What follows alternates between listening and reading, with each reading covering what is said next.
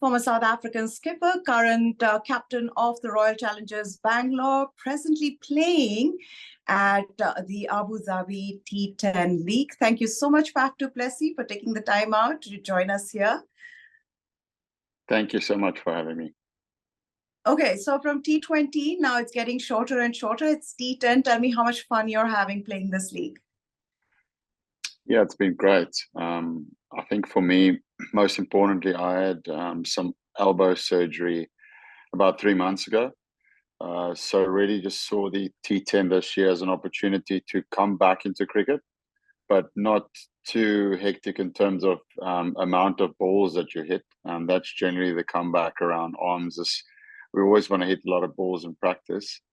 And they felt like because this is a bit shorter, it will be a good opportunity for me just to, get back into the swing of things. And then obviously next year we've got in January is the SA League and then the IPL. Okay, and what is this that we are hearing? Faf du Plessis may return to play international cricket. Can we see you in the T20 World Cup next year? Look, that's been something we've been speaking about for quite a long time, actually. Even 2 or 3 years ago, especially players like myself, when they've played for a very long time, they want to go and play T20 cricket a little bit. So the plan was always that. But I think from what I've heard that they've finally agreed that T20 contracts is something that they are considering. And if you look at anywhere else in the world, it's pretty similar. I think, guys like Trent Bolt, people like them, the landscape has just changed quite a bit. So that's exciting. I think the teams or the countries are moving with how the game is evolving. And I think that's really important. So, you don't want guys retiring from the formats at the age of 25, 26. You want to keep your players playing for your country. So I think this is a really good way of doing that. Okay, now I know you're one of the fittest players in the world, so there's every chance that we might see you in the World Cup next year. But tell me, are those gym sessions getting tougher?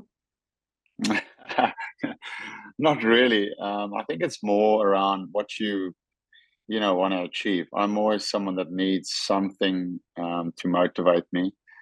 Certainly the last 2 years at Bangalore has been great because it's come with great motivation. I want to do well there. I want to do well on the biggest stage of cricket, which IPL is. And obviously with a big team like RCB, I want to make sure that I'm physically and mentally at the best that I can be. So you need to put in the work then.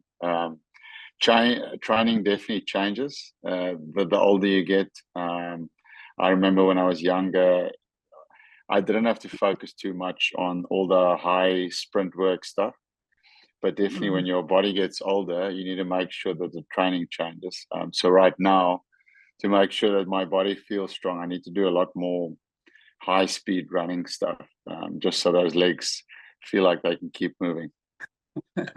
Okay, talking about RCB, the auction's around the corner. You have a bit of shopping to do when it comes to your bowling resources. Yeah, we do. But I think certainly from our perspective, as we felt that last season that we needed a bit more firepower in the middle. We had a very successful campaign around the top order. Glenn Maxwell, Virat Kohli and myself had real good seasons. And we lost Rajat Patidar was a big loss for us because the season before he was fantastic. So we just felt like we needed a bit more in the middle. And therefore the plan was around the auction was to try and free up quite a bit of money to target.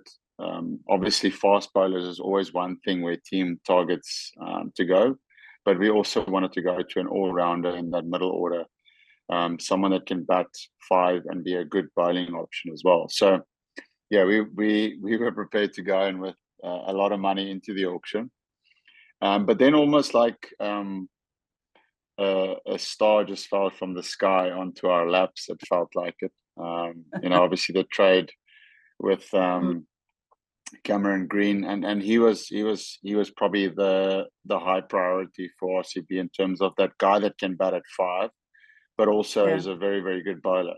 So the fact that our number one priority player came as an option for us, was like, this feels too good to be true.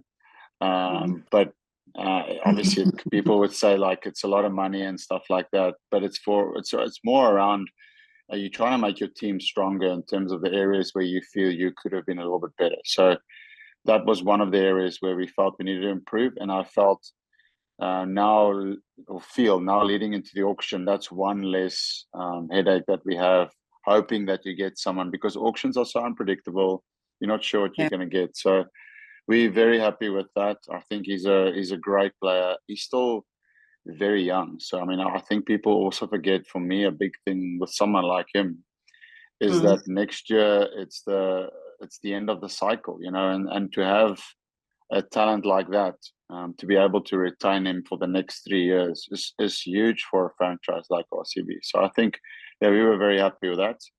And then leading into the auction, unfortunately with Josh Hazelwood, he is not available for the whole IPL. I mean, obviously he's been a fantastic performer for us. So that's the only reason why they didn't keep his services. He is going to be at home. He's expecting his first child. So that's obviously, from a priority perspective, we wish him all the best. That's, I mean, being a dad is the most important job in the world. So great for him that he's going to spend some time at home. But now, obviously, we would just need to find a suitable replacement for him, and it makes the auction pretty not too many things to get in the auction for us, which is quite nice. Okay, talking about Josh Hazelwood, we've got to talk about the Australians and the final. How can we not? The World Cup. You're someone who's seen or who's been on the wrong side of results in World Cup matches, especially against a team like Australia. What is it about Australia in World Cup knockout games? How do they do it? Is it the mentality, the culture, all of it? What is your perspective on that? I think it's just confidence. I think once you've walked a road where you know what the road looks like, you just have more confidence than the opposition. So if you look at Australia's record outside World Cups the last 2 years, it's actually not that amazing.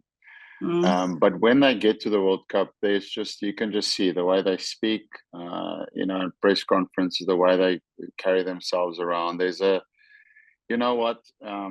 If we can get to the semis or the finals, we have got that conviction within our group that we've been there more than any other team has been. So it's just the confidence in the group that, we play the big moments well. And that's just because they've done it. So, teams like South Africa, we had a really good campaign, but it's just the same thing. We just have to crack through that ceiling where you do it once and then you go, it's not that bad, is it? And then it comes with that confidence. So obviously India, same thing. India was unbelievable the whole World Cup. And I think people were expecting them to have like one off game because they were so brilliant the whole time. And unfortunately, that game was not that they had an off game, but it probably wasn't their absolute best game of the World Cup. But it's just, Australia, just the confidence in playing those big games. Because they've done it, I think is the main reason. Okay, I'm being told to wrap it up, but I've got to ask you the last question. Virat Kohli, the player of the tournament, have you had a conversation with him? Did you call him up to congratulate him on what he did in the World Cup? Yeah, I was really proud to see the way that he went about his business. I mean, I remember being in studio work before the World Cup, and they ask you the questions around who's going to be the most prolific batsman, highest wicket taker. And for me, knowing Virat, I just had a real confidence in him because of he's a similar player that rises to the occasion, the bigger the occasion is. The more fans there is, the louder the fans is. It's almost like it's fuel for him, and he just becomes an even better cricketer. So that's why, in my mind, I was like, I think Virat Kohli will be the highest run scorer of the tournament. And his drive and his hunger to be at that level is really something to admire. It will be interesting to see how long he still plays the 50-over format. It's someone that you would hope that would play a lot more time still. But obviously with India's scheduling is always very intense. So he's a 3-format player. So eventually, one of the formats has to make way when you start doing better with your time. So hopefully, we'll see a lot of him still over the next 3 years. In the next 3 formats. Okay, Faf du Plessis, thank you so much for taking the time out, and wish you all the very best for the upcoming matches in the T10 League. Thanks.